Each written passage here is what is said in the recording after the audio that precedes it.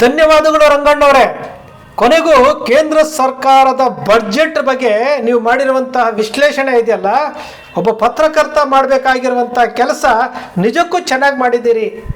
ಕೇಂದ್ರ ಸರ್ಕಾರದ ನೀತಿಗಳ ಬಗ್ಗೆ ನೀವು ಇಷ್ಟೊಂದು ಜೋರಾಗಿ ಮಾತನಾಡಿದ್ದು ಇದೇ ಮೊದಲು ನಾವು ಕೇಳಿದ್ದು.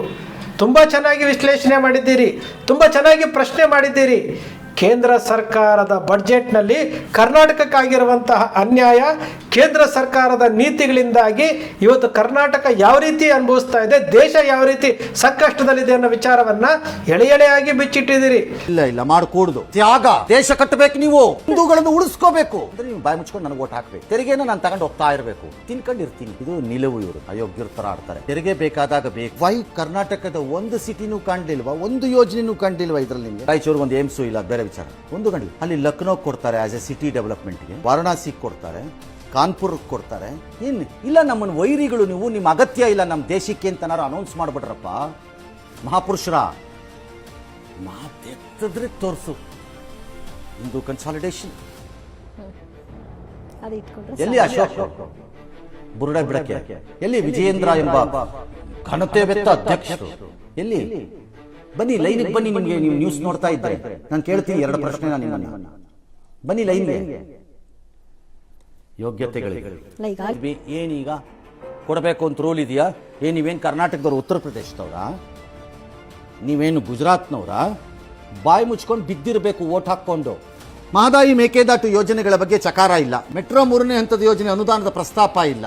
ಹೆಚ್ಚು ತೆರಿಗೆ ಕೊಡಬೇಕಾದ್ರೆ ಅದರ ಲಾಭನೂ ನಿರೀಕ್ಷೆ ಮಾಡಬೇಕಲ್ಲ. ಮುಂದುವರೆದು ಮೆಟ್ರೋ ಬಗ್ಗೆ ಮಾತನಾಡ್ತೀರಿ.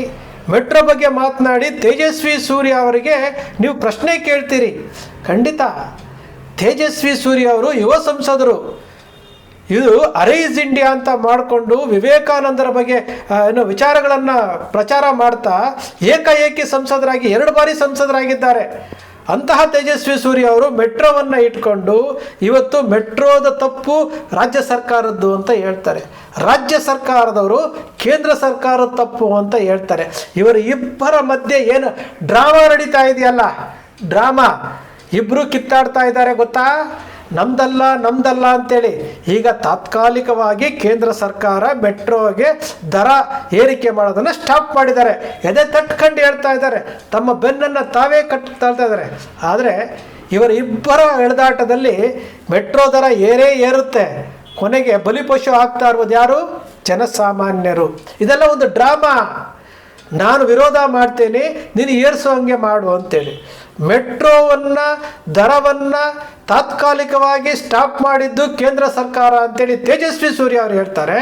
ಹಾಗಾದರೆ ಕೇಂದ್ರ ಸರ್ಕಾರಕ್ಕೆ ಮೆಟ್ರೋಗೆ ಸಂಬಂಧವೇ ಇಲ್ಲ, ರಾಜ್ಯ ಸರ್ಕಾರದ ಅಡಿನಲ್ಲಿ ಬರುತ್ತೆ ಅಂತ ಹೇಳುವಂಥ ತೇಜಸ್ವಿ ಸೂರ್ಯ ಅವರು ಕೇಂದ್ರ ಸರ್ಕಾರ ಯಾಕೆ ಸ್ಟಾಪ್ ಮಾಡಿದೆ ಅಂತ ಹೇಳ್ತಾ ಇದ್ದಾರೆ. ಕೇಂದ್ರ ಸರ್ಕಾರಕ್ಕೂ ಇದಕ್ಕೆ ಏನು ಸಂಬಂಧ ಇದೆ? ಅಲ್ಲಿಗೆ ಸ್ಪಷ್ಟವಾಗಿ ಗೊತ್ತಾಯ್ತಲ್ಲ. ಮೆಟ್ರೋ ಇರುವುದು ಕೇಂದ್ರ ಸರ್ಕಾರದ ಅಡಿಯಲ್ಲಿ. ಅಲ್ಲಿ ಅವರು ನೇಮಿಸಿರುವಂಥವರು ಯಾರು, ಕಮಿಟಿ ಯಾರದ್ದು, ಎಲ್ಲವೂ ಕೇಂದ್ರ ಸರ್ಕಾರದ್ದು ಅಂತೇಳಿ ನಮ್ಮ ರಂಗಣ್ಣವರು ಹೇಳಿರುವಂಥದ್ದು. ಹೌದಾ ಅಲ್ವಾ? ಹಾಗಾದರೆ ನಿಮ್ಮ ಆಟಗಳನ್ನು, ನಿಮ್ಮ ಏನು ಈ ಆಟಗಳನ್ನು ಆಡಿ ಜನರಿಗೆ ದಾರಿ ತಪ್ಪಿಸುವಂಥ ಕೆಲಸ ಮಾಡ್ತಾ ಇದ್ದೀರಲ್ಲ, ಇದನ್ನು ಫಸ್ಟು ಬಿಟ್ಟುಬಿಡಿ. ನೀವು 4 ಜನ ಸಂಸದರಿದ್ದೀರಿ. ಬೆಂಗಳೂರಿನಲ್ಲಿ 4 ಸಂಸದರು BJP ಸಂಸದರು. ಒಬ್ಬರಿಗಾದರೂ ಈ ಕರ್ನಾಟಕದ ಬಗ್ಗೆ ಏನಾದರೂ ಕಾಳಜಿ ಇದೆಯಾ? ಇಡೀ ಕರ್ನಾಟಕದಕ್ಕೆ ಬಡ್ಜೆಟಲ್ಲಿ ಏನು ಕೊಟ್ಟಿದ್ದಾರೆ? ಇಡೀ ಕರ್ನಾಟಕ, ಇಡೀ ದೇಶದಲ್ಲಿ ಇವತ್ತು ಸಾಲಗಾರರ ದೇಶವನ್ನಾಗಿ ಮಾಡ್ತಾ ಇದ್ದಾರಲ್ಲ. ನಿಮ್ಗೇನು, ನಾವು ದೇಶದಲ್ಲಿ ಹುಟ್ಟಿದ್ದೀವಿ, ನಮ್ಮ ಸಂಸದರಾಗಿದ್ದೇವೆ, ನಮ್ಗೆ ಅಧಿಕಾರ ಇದೆ, ಇದನ್ನು ಪ್ರಶ್ನೆ ಮಾಡಬೇಕು ಅಂತ ನಿಮ್ಗೆ ಅನ್ನಿಸ್ತಾನೆ ಇಲ್ವಾ?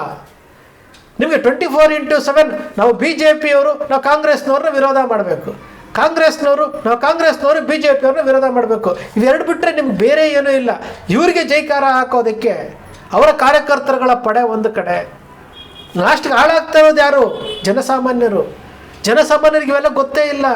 ಖಾಲಿ ಟ್ರಕ್ ತಗೊಂಡು ಹೋಗ್ತಾರಂತೆ, ಇವರೇನೋ ಒಂದು ಟ್ವೀಟ್ ಮಾಡ್ತಾರಂತೆ, ಅವರೇನೋ ಒಂದು ಟ್ವೀಟ್ ಮಾಡ್ತಾರಂತೆ, ಸಿದ್ದರಾಮಯ್ಯ ಇವ್ರ ತಪ್ಪಂತೆ, ಇವರು ಮೆಟ್ರೋ ಇವ್ರ ತಪ್ಪು, ಅವ್ರ ತಪ್ಪು ಅಂತೆ.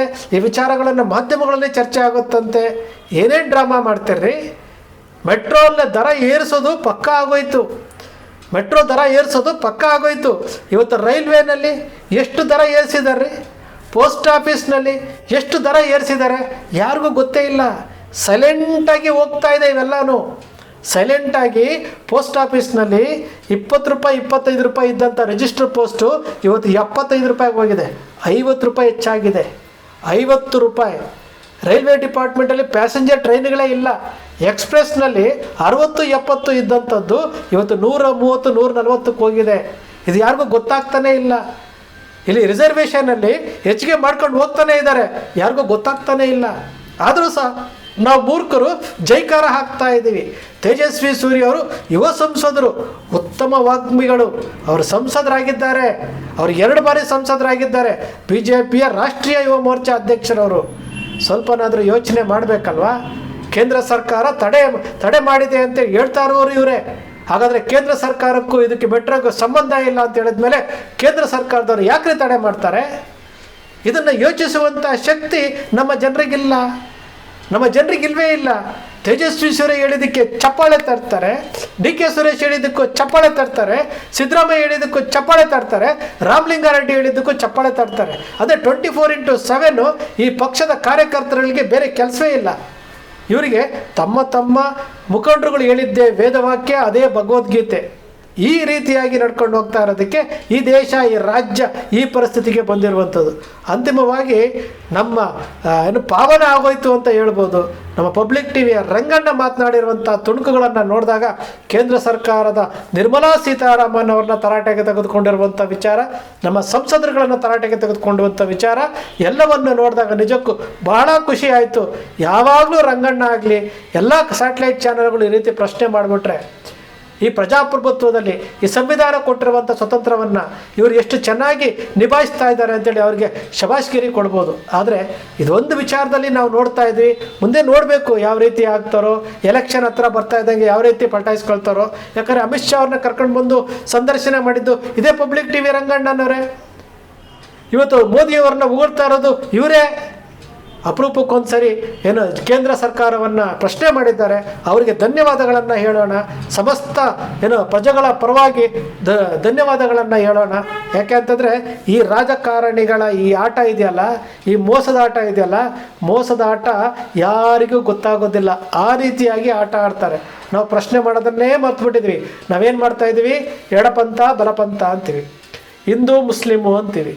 ನಾವಿಲ್ಲಿ ಭಾವನೆಗಳನ್ನು ಎತ್ತುತ್ತೀವಿ, ದೇವರುಗಳನ್ನು ಕರ್ಕೊಂಡು ಬರ್ತೀವಿ. ಎಲೆಕ್ಷನ್ ಟೈಮ್ನಲ್ಲಿ ಸೈನಿಕರನ್ನು ಕರ್ಕೊಂಡು ಬರ್ತೀವಿ. ಪುಲ್ವಾಮಾ ಅಂತೀವಿ, ಪೆಹಲ್ಗಾಮ್ ಅಂತೀವಿ, ಪಾಕಿಸ್ತಾನ ಅಂತೀವಿ, ಶ್ರೀಲಂಕಾ ಅಂತೀವಿ, ಚೈನಾ ಅಂತೀವಿ. ಅಮೇರಿಕಾದವನ್ನ ತೆಗಳ್ತಾ ಇದ್ವಿ, ಈಗ ಅಮೇರಿಕಾವನ್ನು ಹೊಗಳ್ತಾ ಇದ್ವಿ. ಇಷ್ಟೇ ವ್ಯತ್ಯಾಸ. ಇದು ನಮ್ಮ ಇವತ್ತು ನಮ್ಮ ಮುಂದೆ ಇರುವಂತಹ ಯುವಜನರು ಏನಿದಾರಲ್ಲ, ಇವರೆಲ್ಲರೂ ಸಹ ರಾಜಕಾರಣಿಗಳ ಮನೆಯನ್ನು ಕಾಯ್ತಾ ಇರುವಂತಹ ಸ್ವಯಂ ಘೋಷಿತ ಕಾರ್ಯಕರ್ತರಾಗಿದ್ದಾರೆ. ಇದು ನಮ್ಮ ದೇಶದ ದುರಂತವೋ ದೌರ್ಭಾಗ್ಯವೋ ಗೊತ್ತಿಲ್ಲ. ಏನು ಬ್ರಿಟಿಷರ ವಿರುದ್ಧ ಹೋರಾಟ ಮಾಡಿ ಗಳಿಸಿದಂಥ ಸ್ವತಂತ್ರನ ಇದು ಅಂತೇಳಿ ನಮಗೆ ನಾವೇ ಪ್ರಶ್ನೆ ಮಾಡ್ಕೊಳ್ತಾ ಇದ್ವಿ. ಮತ್ತೊಮ್ಮೆ ರಂಗಣ್ಣವರಿಗೆ ಧನ್ಯವಾದಗಳನ್ನು ಹೇಳ್ತಾ ಮುಂದೆನೂ ಸಹ ಇದೇ ರೀತಿಯಾಗಿ ಪ್ರಶ್ನೆಗಳನ್ನು ಕೇಳಿ ರಂಗಣ್ಣ ಅಂತೇಳಿ ನಿಮ್ಮ ಅಕ್ಷರ ಮೀಡಿಯಾದ ಮೂಲಕ ಕೇಳ್ತಾ ಇದ್ವಿ. ಅಕ್ಷರ ಮೀಡಿಯಾ ಸೃಷ್ಟಿ ಮಾಡೋದಿಲ್ಲ, ಕಲ್ಪನೆ ಮಾಡೋದಿಲ್ಲ, ವಾಸ್ತವದ ವಿಚಾರವನ್ನು ವಿಶ್ಲೇಷಣೆ ಮಾಡುತ್ತೆ.